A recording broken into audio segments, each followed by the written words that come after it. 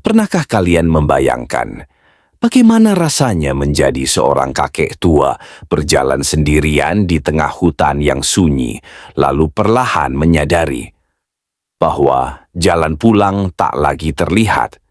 Inilah kisah tentang seorang kakek baik hati yang niatnya hanya ingin mencari kayu bakar, namun malah tersesat di hutan misterius yang penuh kejutan. Ia menghadapi rasa takut, dingin, dan suara-suara aneh, tetapi justru menemukan sesuatu yang mengubah hidupnya selamanya. Mari dengarkan kisah malangnya kakek tua tersesat di hutan. Di sebuah desa kecil yang damai, hiduplah seorang kakek bernama kakek Ramlan. Usianya sudah sangat tua, rambutnya memutih seperti kapas, tetapi hatinya tetap hangat. Setiap pagi ia berjalan dengan tongkat kayunya menuju pinggir hutan untuk mencari ranting-ranting kering. Biasanya ia pulang sebelum matahari condong ke barat. Hari itu seharusnya sama saja. Matahari bersinar lembut, burung berkicau, dan angin berhembus membawa aroma dedaunan basah. Tak ada tanda sedikit pun bahwa hari itu akan berubah menjadi petualangan paling menegangkan dalam hidupnya. Namun tanpa disadari, langkah kecilnya membawa ia lebih jauh dari biasanya. Ia mengejar ranting terakhir yang jatuh tertiup angin, dan itulah awal masalah besar yang akan datang. Kakek Ramlan melangkah semakin dalam hingga daun-daun di atas kepalanya membentuk atap hijau yang rapat. Cahaya matahari mulai berkurang dan udara menjadi lebih dingin. Ia berhenti sejenak. Biasanya tidak sejauh ini, gumamnya. Di sekitarnya hutan itu tampak berbeda, lebih gelap, lebih sunyi, dan pohon-pohonnya lebih besar dari biasanya. Burung yang tadi berkicau kini hilang entah kemana. Meski begitu, ia tetap berjalan, berpikir bahwa jalan pulang hanya beberapa langkah lagi. Tetapi setiap kali ia mencoba berbalik, semua pohon terlihat sama. Tidak ada tanda batu besar, tidak ada jalan setapak, bahkan suara air sungai pun tak terdengar. Hatinya mulai gelisah. Untuk pertama kalinya ia merasa tersesat. Saat kakek Ramlan menyusuri jalur yang ia pikir benar, tiba-tiba kabut tebal turun perlahan dari sela pepohonan. Kabut itu putih, tetapi terasa berat dan dingin. Makin lama makin tebal, hingga jarak 1 meter pun tak terlihat. Ya Tuhan, ini hutan apa? Bisiknya. Ia menggenggam tongkatnya erat-erat. Biasanya kabut hanya muncul pagi atau sore hari, tapi sekarang matahari masih tinggi. Udara menjadi semakin sunyi, seolah seluruh hutan menahan napas. Dari kejauhan terdengar suara ranting patah. Krek membuatnya berhenti mendadak. Jantungnya berdetak lebih cepat. Ia tahu hewan liar mungkin sedang memperhatikannya. Namun ia tidak tahu dari mana suara itu berasal karena kabut menutup segalanya.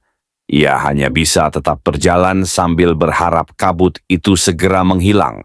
Kabut membuat langkah kakek Ramlan tidak tentu arah. Ia mencoba mengingat jalur masuknya tadi. Belok kiri atau kanan?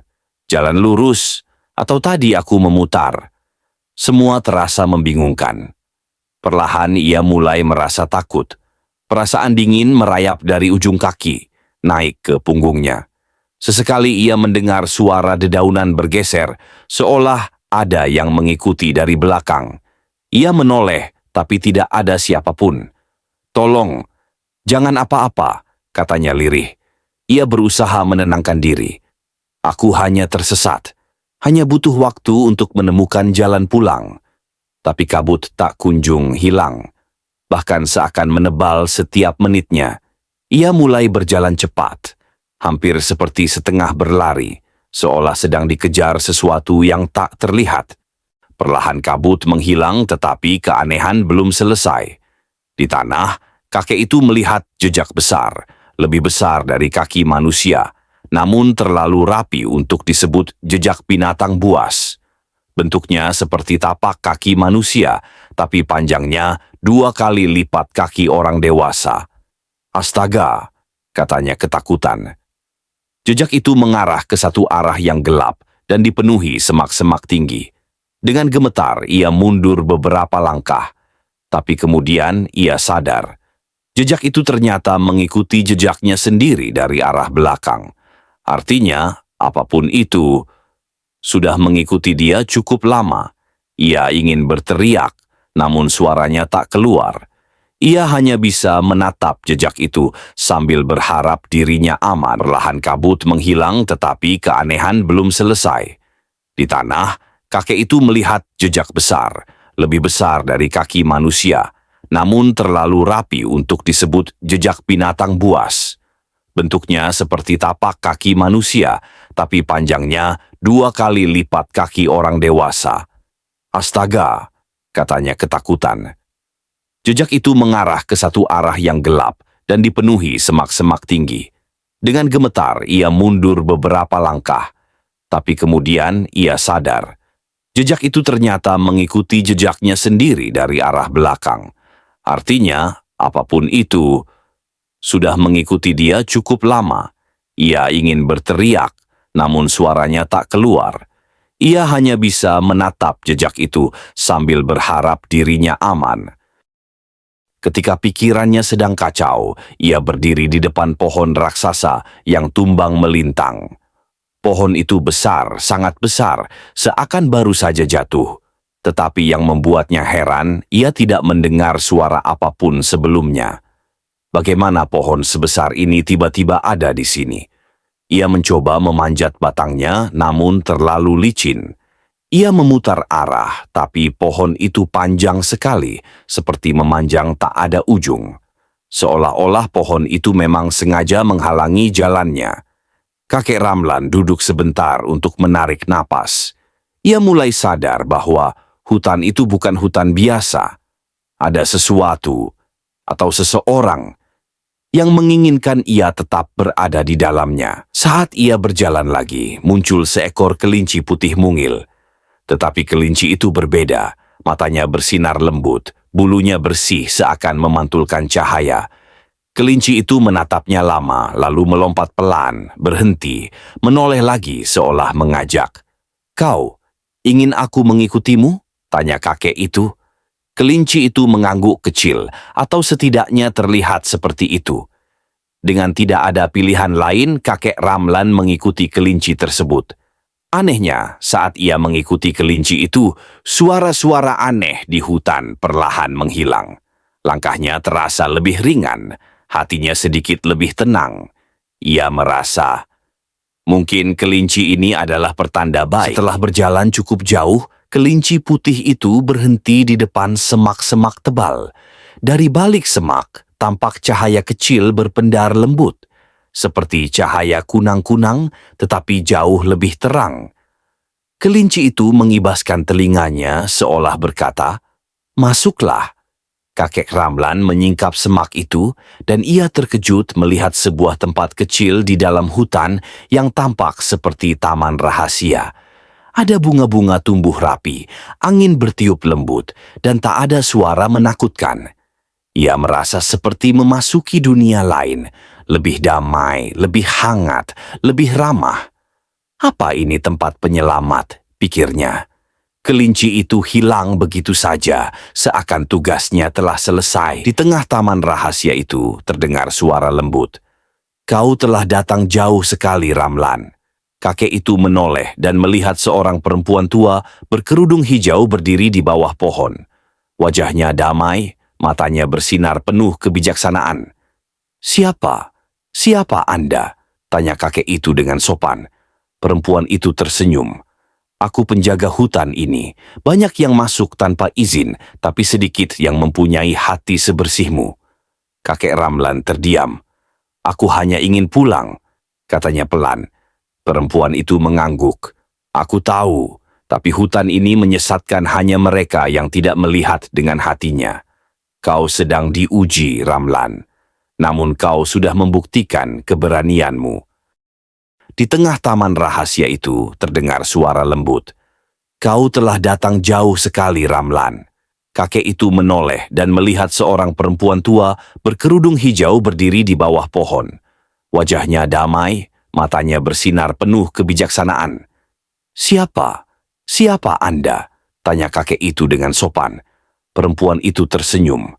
"Aku penjaga hutan ini. Banyak yang masuk tanpa izin, tapi sedikit yang mempunyai hati sebersihmu."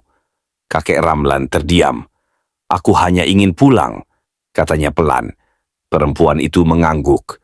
"Aku tahu, tapi hutan ini menyesatkan hanya mereka yang tidak melihat dengan hatinya. Kau sedang diuji, Ramlan. Namun kau sudah membuktikan keberanianmu. Jika kau ingin pulang," kata perempuan itu, "kau harus melewati satu ujian lagi. Ujian keberanian." Ia melambaikan tangannya dan tiba-tiba cahaya di taman itu meredup. Bunyi angin bergemuruh.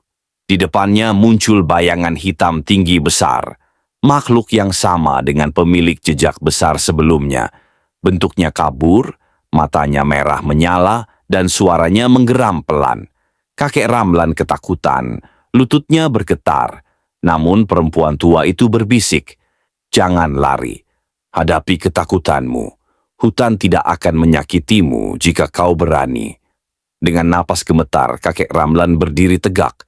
Ia mengangkat tongkat kayunya, meskipun ia tahu itu tak akan banyak membantu. Bayangan itu bergerak maju, perlahan, kemudian berhenti tepat di depan wajahnya.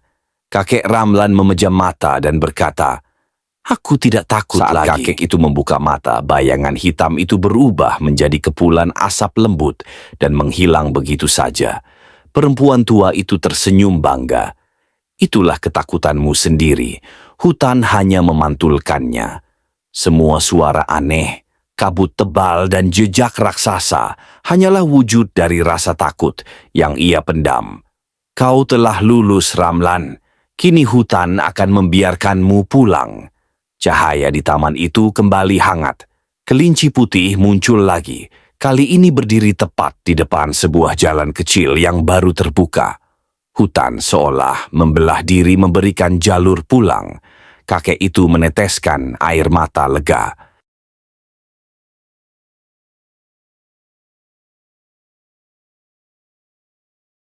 Saat kakek itu membuka mata, bayangan hitam itu berubah menjadi kepulan asap lembut dan menghilang begitu saja.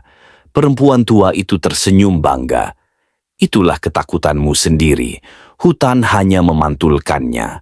Semua suara aneh, kabut tebal dan jejak raksasa hanyalah wujud dari rasa takut yang ia pendam. Kau telah lulus, Ramlan. Kini hutan akan membiarkanmu pulang." Cahaya di taman itu kembali hangat. Kelinci putih muncul lagi, kali ini berdiri tepat di depan sebuah jalan kecil yang baru terbuka. Hutan seolah membelah diri memberikan jalur pulang. Kakek itu meneteskan air mata lega.